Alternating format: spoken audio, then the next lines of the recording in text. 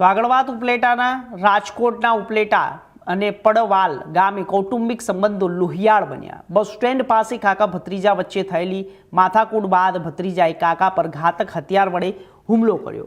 ગંભીર રીતે ઘાયલ કાકાનું સારવાર દરમિયાન મોત નીપજતા સમગ્ર મામલો હત્યામાં પલટાયો।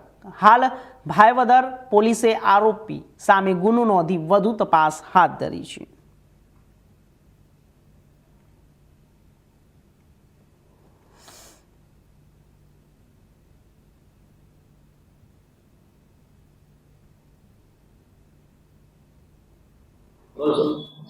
ગઈકાલે ભાયાવદર પોલીસ સ્ટેશનના પડવલા ગામ ખાતે કુટુંબી ભત્રીજા સોહિલ અયુબભાઈ નોયડા દ્વારા તેમના પોતાના જ કુટુંબી કાકા અદ્રેમાન કારાભાઈ નોયડાનું ઘાતક હથિયારથી હુમલો કરવામાં આવ્યો છે।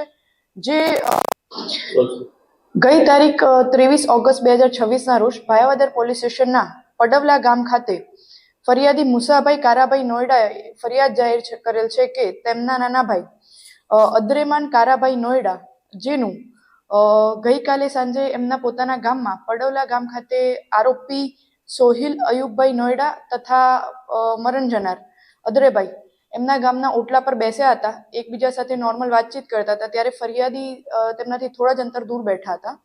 જે તે સમયે અચાનક લોહી લુહાણ થઈ મરણ જનાર અદ્રેભાઈ તેમના પોતાના ભાઈ સામે એટલે કે ફરિયાદી પાસે આવીને મુસાભાઈ પાસે આવીને જાણ કરે છે કે મને આરોપી સોહિલ અયુબભાઈ નોયડાએ ધારદાર હથિયારથી મારેલું છે। જેથી લોહી લુહાણ જોઈને ફરિયાદી મુસા જાહેર કરવામાં આવેલ છે।